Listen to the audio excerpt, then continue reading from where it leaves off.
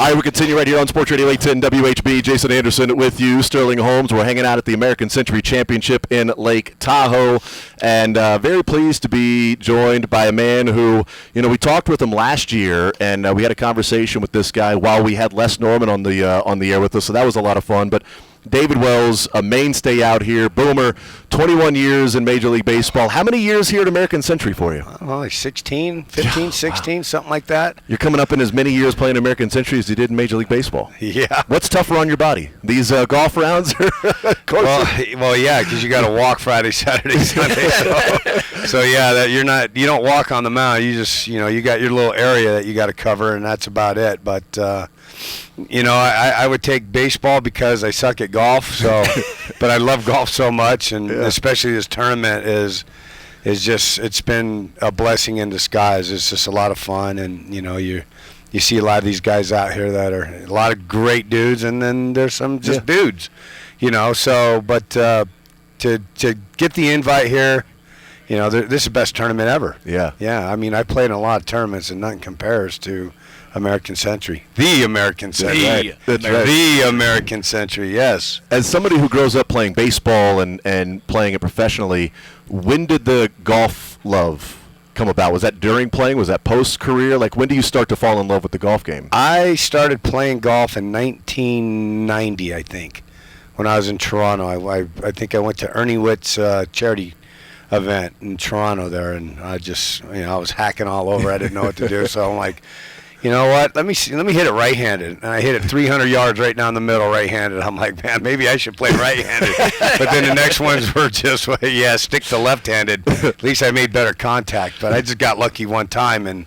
But I just started picking it up then and just playing in spring training. Never played during the season. Mm-hmm. But yeah, just gradually just started becoming better and better because you fix your slice, and all that stuff, and your hooks, and you usually get a couple lessons, and you just kind of work with it and try to retain that information that you get and just put it out there. And then, usually it comes along. And, for a good while, I was playing really good. I got down to a 2 at one point. Wow. Yeah. My goodness. Because I was playing really good, doing all that, and then it just, ever since that, I just went backwards, and I'm probably a 10, 11 now. So you're still good. That's still solid. Yeah, I mean, you just try to compete out here. You just don't want to be in the red. You want to be in the it's black. Positive, right? Yeah. I just want to be in the positive scores, not the negative scores. Exactly. It's Stableford scoring, if people don't know. So the higher score, the better this weekend. Right. See, and typical golf for me, I would kill if we did regular scoring, but if I just said it was Stableford, I would be awesome. I would be awesome. Yeah, because I'm not good at golf. So the higher score for me on my scorecard, I just tell everybody, no, that's the good. I was using Stableford scoring on that one. Yeah, that 5 on the 3, that's actually 5 points because I did so well on that hole. I have an idea, right? Supposedly it says that you were skull-rattlingly hungover. You were so hungover when you pitched your perfect game. One, is that true?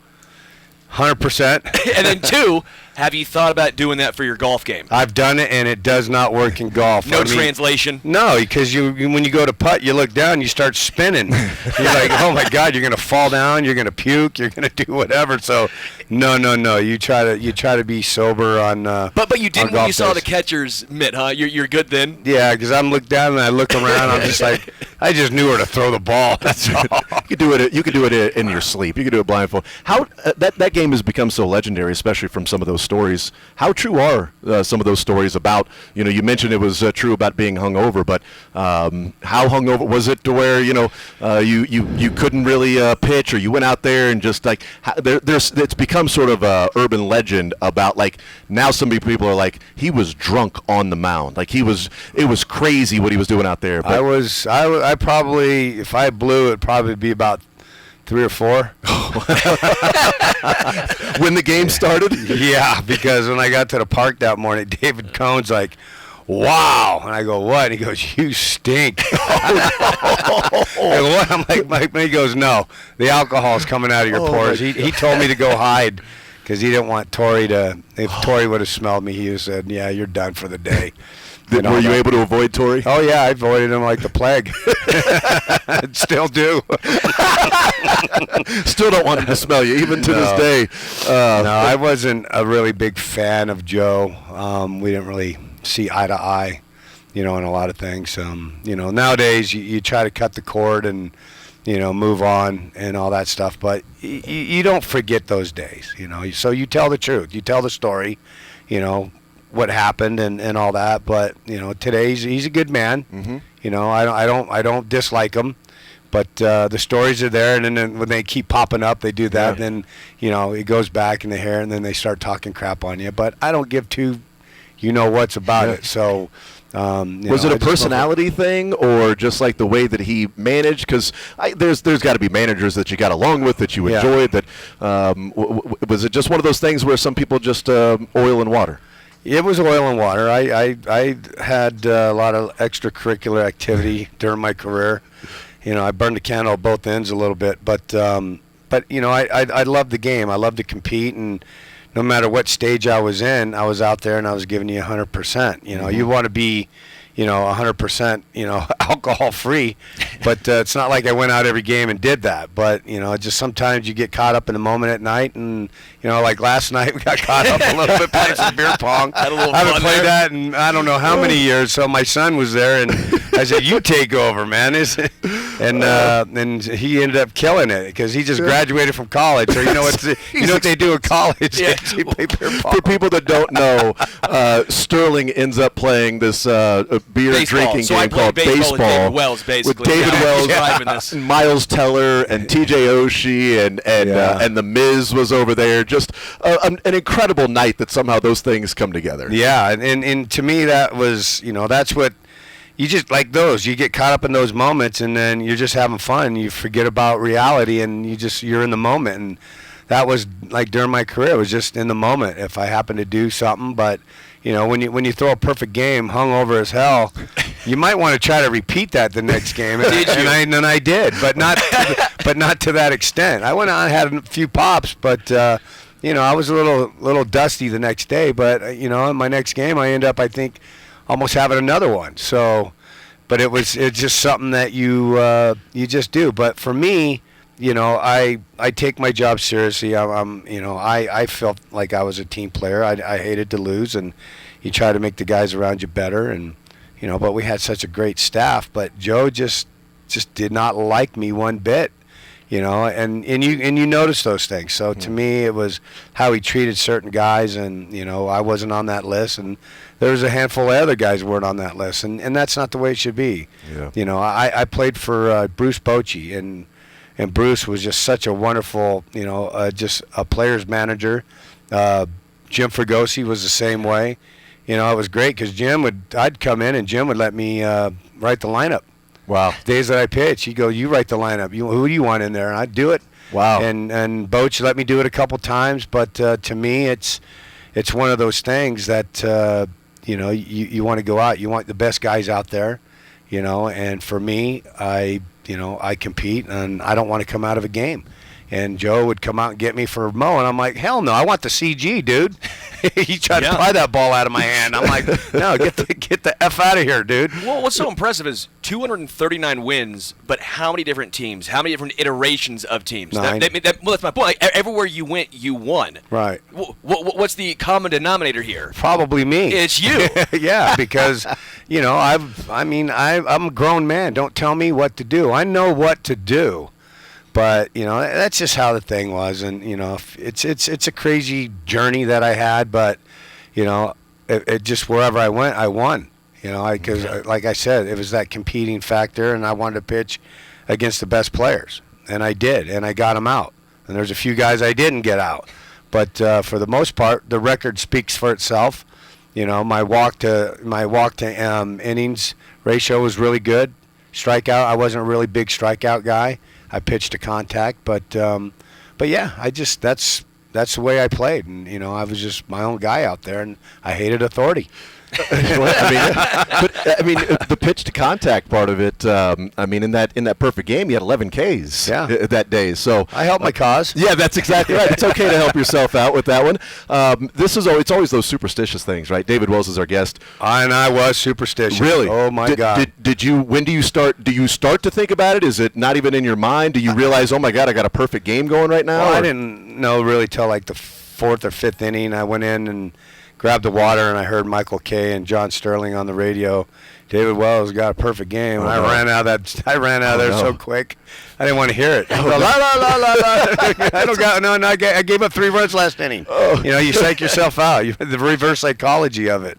But yeah, you just you try to find that common ground, what works for you, and when you go out there and you compete, and that's the way I take it in all sports, because my superstitions were so crazy, and I still do it to this day.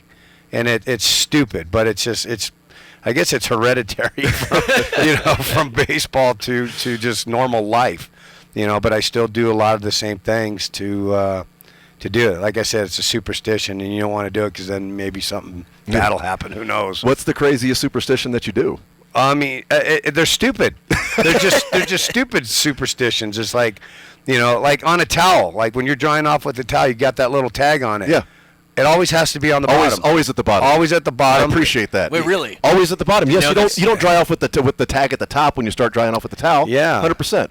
I know this. I like, just getting dressed. I put my clothes on the same way, and it's just stupid little things, and if I'm like sitting somewhere and I'm eating seeds and there's steps in front of me, I got to spit one on the first step and then the second step and the third. It's just weird stuff. Yeah. So to me, I kind of repeat myself every day what I do. And so, well, for someone that needs to repeat delivery and mechanics over and over again, that's probably pretty good. That's probably where I got it, because I repeated it pretty good. Yeah, no kidding. And I had, I had my bad days, obviously, where you're going to get your butt whooped, and but that happens with the best of them. Yeah. You can't go out there and be, successful every outing. It's just not going to happen. It'd be nice, but it's not. So to me, I just, you just take it. You just go with the flow, and you're, you just tend your own garden. I think you're going to be all right. David Wells is our guest. Sorry, Sterling. Just about the perfect game and the superstitions that go along with it. I've always thought, like, when people are saying you can't tell the pitcher, they don't want to know that that's going on.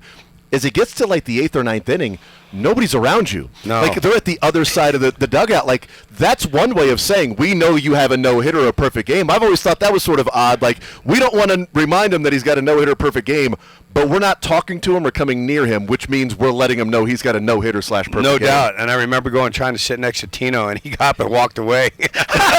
I'm like, fuck. And then I walked through the dugout, and it was like the parting of the Red Sea. It's just like this. I'm like, guys, come on. But then David Cohn in the 8th inning, getting ready to go out for the 9th, and he's just like, he comes up to me and goes, hey, break out your knuckleball this inning. I go, what? No. I go, what? And he goes, break out your knuckleball. I go, dude, I don't throw a knuckleball. And he goes, yeah, you do. I play catch with you every day. You got a good knuckleball. I threw one, but I never would throw it in the game. And I just I go, what the hell is this guy doing? And then I got halfway to the mound going out there and then that was in the 7th.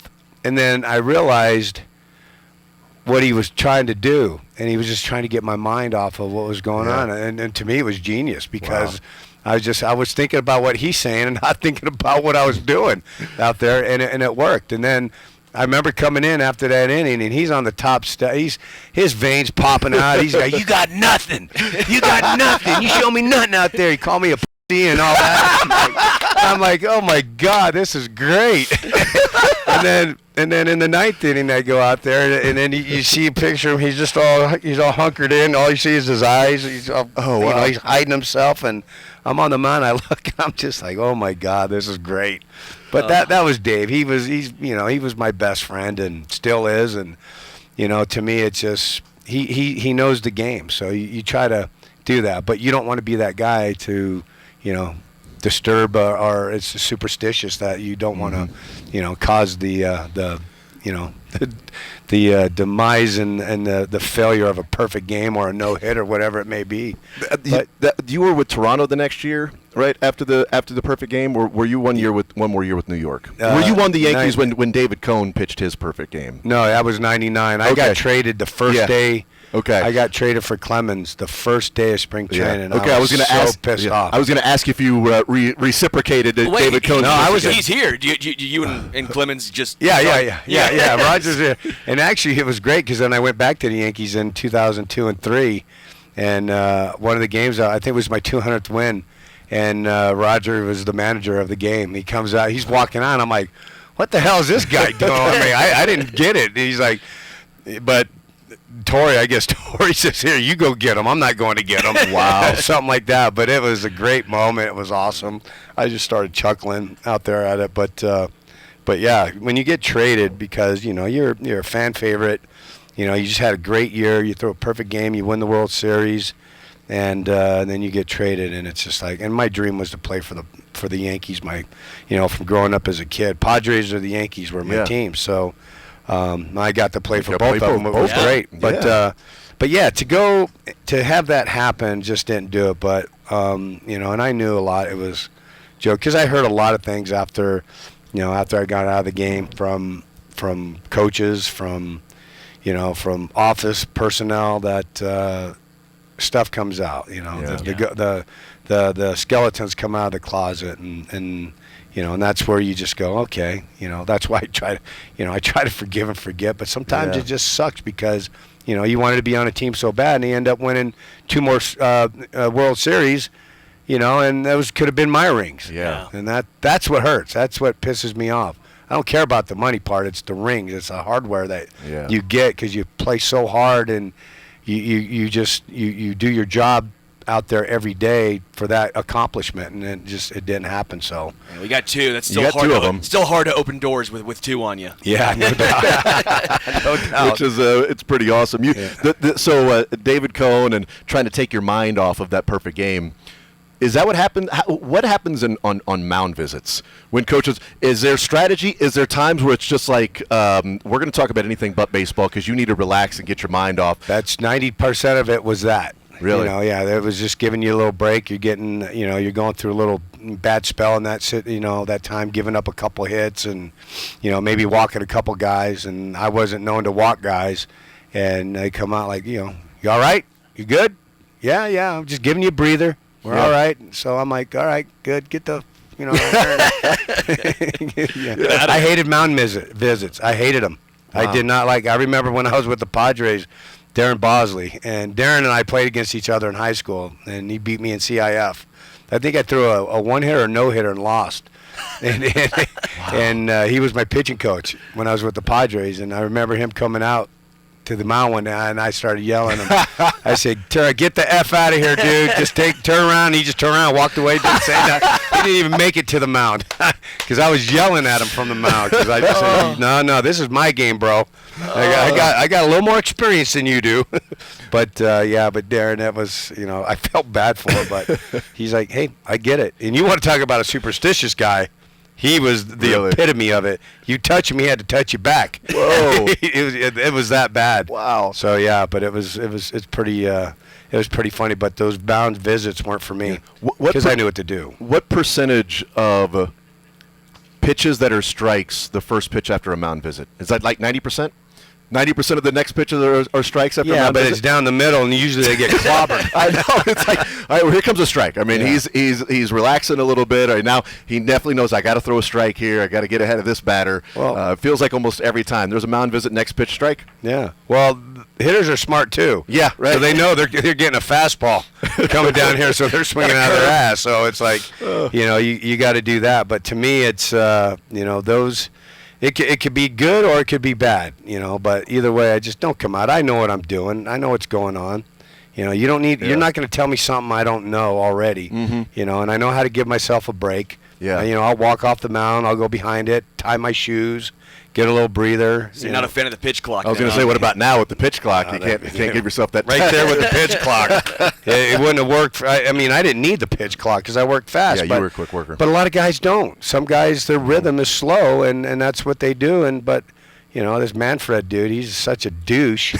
And he's ruining the game of baseball, if you ask me. But that's why he knows my thoughts on good old Robbie M right there. Yeah, but to me, it's guys are going to get hurt because you're speeding them up, and they don't need to be sped up. That's just their MO, and that's how they work. But no, hey, we need games in about an hour and 20, hour and 5. Do that. The fans, they can stay as long as they want. They paid the money to go. Leave when you want. Don't but everyone's bitching and complaining about it. And it's like, just, shut up. It's America's pastime. Yeah. And now making me chug beers quicker. Yeah. Now it's right? on you, Rob. Yeah. See, like now you're making me have to drink Yeah. quicker. Yeah, last night I was looking around who's doing the next one because I'm not doing it. David kept handing me like last night. He's kept handing me. You want this? You want this? I love in the background where you hear your wife, David, you are 61 years old. I know. You heard it. I'm like, and then I started making some. She Yes. says, Yeah, that's my guy. Yes, I heard that one too. That's Yeah. my guy. yeah, it's too That's fun. that is great. You mentioned like you worked quick, which you did. I've always wondered like when it comes to guys that pitch to contact, is it imperative that you're like, I got to work quick because my guys behind me need to be ready to go because if I'm taking my time, now they're losing focus. If I'm quick, we're in it. I'm pitching to contact. I got my defense behind me. Let's go. That's you said it. That was it. You want to keep them on their toes. You don't want them on their heels. You're just sitting there and you're walking the the park and hit after hit, and you're lagging. They don't want that. They want to keep the game rolling, and I think that's the way it should be. Yeah. But some guy, Brad Penny, was total opposite. This guy took an hour and a half to warm up in the bullpen, and then he didn't really pitch quick, but he was such a productive guy. He was a great pitcher, and just certain guys. But to me, I just especially with really good hitters, you want to quick pitch them. Like Manny Ramirez, I wouldn't let him get his feet set. I'm already throwing it. He's calling timeout, doing this and that, and I'm ready to go. Because, these are the guys that are going to hurt you. Yeah. So you try to get them out of their rhythm. Was there somebody that you couldn't get? Mo Vaughn. I couldn't get him out. And that's lefty. I know. Wow. And that was my job. That's because he hung out over the plate with all the protection and the Yeah. guards, everything. Guy And was a puss. he had Take that crap off, man. He had shoulder pads and football gear on, and he was just hanging out over the plate. I like, know. He dare you to hit him. Well, Bonds was kind of the same way. Yeah. Yeah. But he got that pad. Nothing's going to hurt. And I just told him, I can't get you out anymore. I love you, buddy, but hang with him. I'm going to drill you. He goes, I'm going to hit you. And he goes, not. And I said, do you know me to hit anybody in the head? He goes, no. I said, then just deal with it. Throw you a BP fastball. If the guy's on, I'm just going to throw a BP fastball, hit him. Because he's a liability on first base. He can't run. That's true. So he's a double play candidate. So I got him on double play. So yeah, it was great. That's phenomenal. Baseball strategy right Love there. that strategy. 101. Yeah. It's like Barry Bonds, bases loaded. I'm going to walk him. One's better than four. Exactly. I guess I'll just have to give up one run here. Well, I remember when I was I was a rookie in Seattle, and Alvin Davis. He left-handed hitter, and they brought me in. It was bases loaded, and I gave up a grand slam. And Cito Gasson was the hitting coach then. He came up, he got all in my crap, and I'm like, he goes, why didn't you walk him? I go, walk him? It's my job to get him out. I'm like, I didn't know anything about that. I'm trying to get the guy out. He hit a grand slam off me. My first grand slam of my career, and I was just like, wow, I just got railroaded by my hitting coach. And then became a manager, and then I really got railroaded from time to time. Yeah, we had a few battles, and, to me it was just like, I know what I need to do, but, you make mistakes sometimes. Yeah. It's part of the game. Yeah. I hang with them. Don't blame me. You should have brought me in. That's on you. It's on you, manager. Eventually, you Yeah. got to take responsibility of me not being able to get it done. Yeah. David Wells, our guest, Boomer. I really appreciate you stopping by. This My was a lot pleasure. of fun. Absolutely. Love coming out here, and we get a chance to talk with you, and it's always fun. The conversations are always different. I love that. Yeah. And just love that there's so many of the same faces out here with the American Century. It's really Yeah. cool because once you're invited one time, then it's about I got to get back. Yeah. I got to make sure I get that invite next year. You just cross your fingers and pray that you make the list, and when you don't, you're like, oh man, where am I going to go now? What am I going to do that week? That July's coming up. Getting ready. Local muni course right there. You just got to stay. Yeah. Some. Stay home, watch something crazy on TV and not watch this tournament because Take you're your not mind in off it. it. Take your mind off it. But like Yeah. I said, it's just it's a blessing and an honor to play in this event because it's so good, and they go all out for for the players, and how it's grown over the years, 35 years of this, and they were showing highlights last night in the meeting, and from the first outing till now, and just how 17 is built up, and getting record-breaking attendance now, so it's good. Yeah, we're talking with Billy Rappaport with NBC the other Love day. Billy. One of my very, very good friends. Yes. Is Billy, and he was telling a story. 35 years ago, he's been doing it from the day one. Yeah. And he said, I was outside on the street trying to give away tickets. Do you guys want to see some celebrities play golf? No, thank you.